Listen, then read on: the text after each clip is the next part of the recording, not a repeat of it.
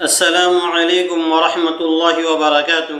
حضرت عمر ابن خطاب رضی اللہ تعالی عنہ، جن کے پاک نام پر آج مسلمانوں کو فخر ہے اور جن کے جوش ایمانی سے آج 1300 برس بعد تک کافروں کے دل میں خوف ہے، اسلام لانے سے قبل مسلمانوں کے مقابلہ اور تکلیف پہنچانے میں بھی ممتاز تھے۔ نبی اکرم صلی اللہ علیہ وسلم کے قتل کے در پہ رہتے تھے۔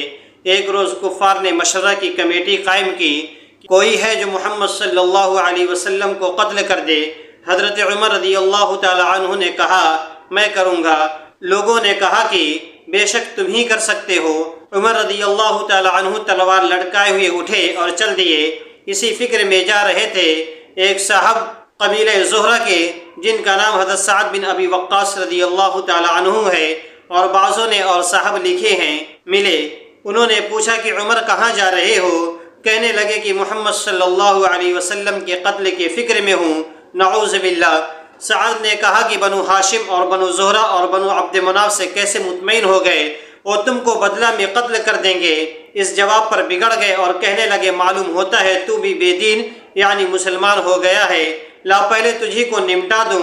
یہ کہہ کر تلوار سونت لی، اور حضرت سعد رضی اللہ تعالی عنہ نے بھی یہ کہہ کر ہاں کہ میں مسلمان ہو گیا ہوں، تلوار سنبھالی۔ دونوں طرف سے تلوار چلنے کو تھی۔ حضرت سعد رضی اللہ تعالی عنہ نے کہا کہ پہلے اپنے گھر کی تو خبر لے، تیری بہن اور بہنوئی دونوں مسلمان ہو چکی ہے۔ یہ سننا تھا کہ غصے سے بھر گئے اور سیدھے بہن کے گھر گئے۔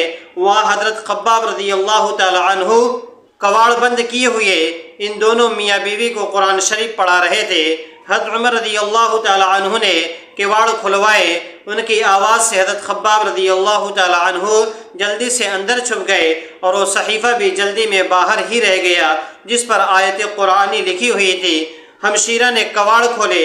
حضرت عمر رضی اللہ تعالی عنہ کے ہاتھ میں کوئی چیز تھی جس کو بہن کے سر پر مارا، جس سے سر سے خون بہنے لگا، اور کہا کہ اپنے جان کی دشمن تو بھی بددین ہو گئی ہے۔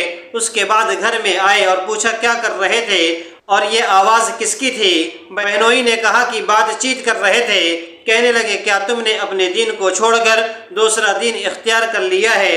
بہنوئی نے کہا کہ اگر دوسرا دین حق ہو تب یہ سننا تھا کہ ان کی داڑھی پکڑ کر کھینچی اور بے تحاشا ٹوٹ پڑے اور زمین پر گرا کر خوب مارا۔ بہن چھڑانے کی کوشش کی تو اس کے منہ پر ایک تماچا زور سے مارا کہ خون نکل آیا۔ وہ بھی آخر عمر ہی کی بہن تھی۔ کہنے لگے کہ عمر، ہم کو اس وجہ سے مارا جاتا ہے کہ ہم مسلمان ہو گئے ہیں۔ بے شک ہم مسلمان ہو گئے ہیں، جو تجھ سے ہو سکے تو کر لے۔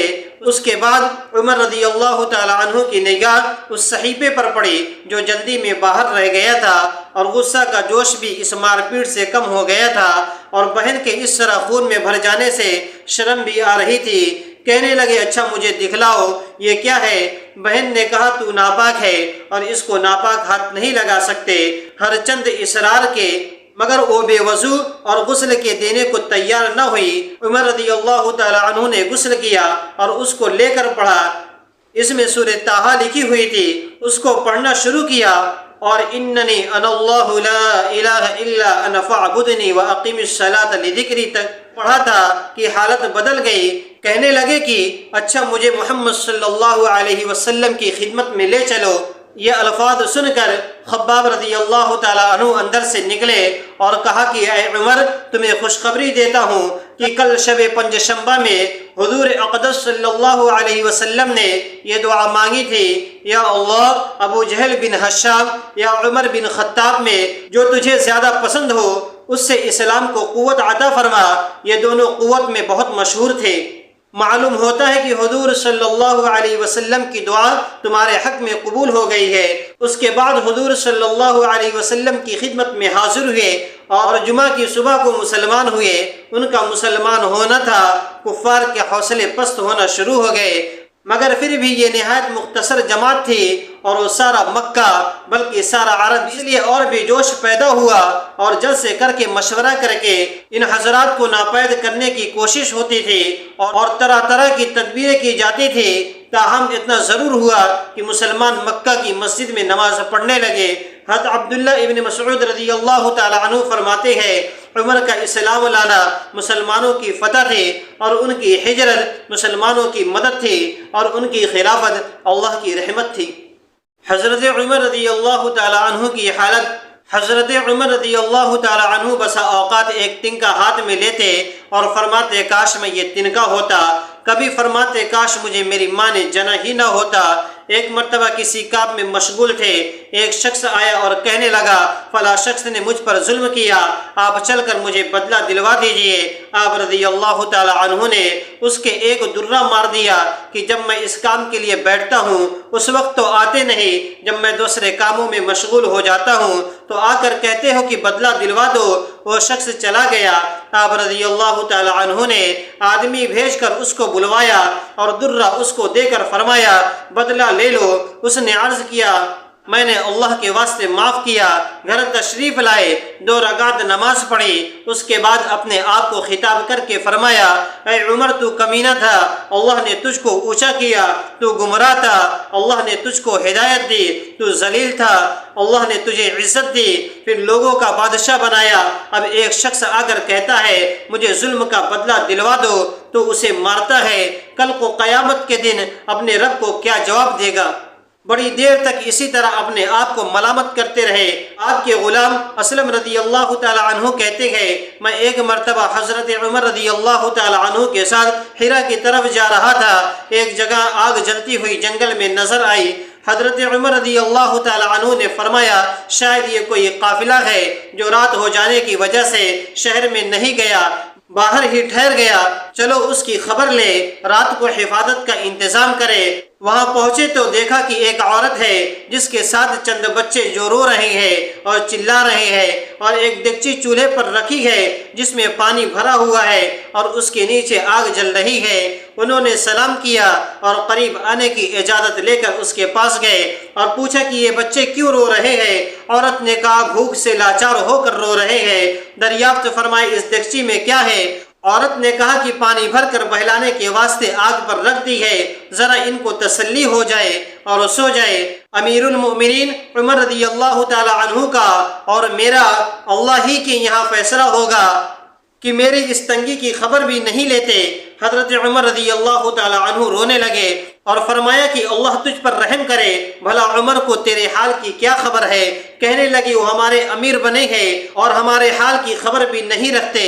اسلم رضی اللہ تعالی عنہ کہتے ہیں عمر رضی اللہ تعالی عنہ مجھے ساتھ لے کر واپس ہوئے اور ایک بوری میں بیت المال میں سے کچھ آٹا اور کھجوریں اور چربی اور کپڑے اور کچھ درہم لیے۔ غرض اس بوری کو خوب بھر لیا اور فرمایا کہ یہ میری کمر پر رکھ دے۔ میں نے عرض کیا کہ میں لے چلوں؟ آپ نے فرمایا کہ نہیں میری کمر پر رکھ دے۔ 2-3 مرتبہ جب میں نے اصرار کیا تو فرمایا کیا قیامت میں بھی میرے بوجھ کو تو ہی اٹھائے گا؟ اس کو میں ہی اٹھاؤں گا، اس لیے کہ قیامت میں مجھ ہی سے اس کا سوال ہوگا۔ میں مجبور ہو کر بوری آپ کی کمر پر رکھ دیا۔ آپ نہایت تیزی کے ساتھ اس کے پاس تشریف لے گئے، میں بھی ساتھ تھا۔ وہاں پہنچ کر اس دیگچی میں آٹا اور کچھ چربی اور کچھ کھجوریں ڈالی اور اس کو چلانا شروع کیا اور چولہے میں خود ہی پھونک مارنا شروع کیا۔ اسلم رضی اللہ تعالی عنہ کہتے ہیں آگ کی گنجان داڑھی سے دھواں نکلتا ہوا میں دیکھتا رہا حتیٰ کہ حریرہ سا تیار ہو گیا۔ اس کے بعد آپ نے اپنے دست مبارک سے نکال کر ان کو کھلایا۔ وہ سیر ہو کر خوب ہنسی کھیل میں مشغول ہو گئے اور جو بچا تھا وہ دوسرے وقت کے واسطے ان کے حوالے کر دیا۔ وہ عورت بہت خوش ہوئی اور کہنے لگی اللہ تعالیٰ تمہیں جزائے خیر دے، تم تھے اس کے مستحق بجائے حضرت عمر کے، تم ہی خلیفہ بنائے جاتے۔ عمر رضی اللہ تعالی عنہ نے اس کو تسلی دی اور فرمایا جب تم خلیفہ کے پاس جاؤ گے تو مجھ کو بھی وہیں پاؤ گی۔ عمر رضی اللہ تعالی عنہ اس کے قریبی ذرا ہٹ کر زمین پر بیٹھ گئے اور تھوڑی دیر بیٹھنے کے بعد چلے آئے اور فرمایا میں اس لیے بیٹھا تھا، میں ان کو روتے ہوئے دیکھا تھا، میرا دل چاہتا تھا کہ تھوڑی دیر ان کو ہنستے ہوئے بھی دیکھوں۔ صبح کی نماز میں اکثر سورہ کہف، سورہ طٰہٰ وغیرہ بڑی صورتیں پڑھتے تھے اور روتے تھے، کئی صفوں تک آواز جاتی تھی۔ ایک مرتبہ صبح کی نماز میں سورہ یوسف پڑھ رہے تھے، انما اشکو بثی و حزنی الی اللہ پر پہنچے تو روتے روتے آواز نہ نکلی۔ تہجد کی نماز میں بعض مرتبہ روتے روتے گر جاتے اور بیمار ہو جاتے۔ یہ اللہ کا خوف ہے اس شخص کا جس کے نام سے بڑے بڑے نامور و بادشاہ ڈرتے تھے، کانپتے تھے۔ آج بھی 1350 برس کے زمانے تک اس کا دبدبہ مانا ہوا ہے۔ آج کوئی بادشاہ نہیں، حاکم نہیں، کوئی معمولی سا امیر بھی اپنی رعایا کے ساتھ ایسا برتاؤ کرتا ہے۔ اگر ویڈیو پسند آئی ہے تو چینل کو سبسکرائب کر دیجئے، لائک اور شیئر کرنا مت بھولیے، بیل ضرور دبا دیجئے تاکہ ہماری نئی آنے والی ویڈیو کا نوٹیفیکیشن آپ کے پاس سب سے پہلے پہنچے۔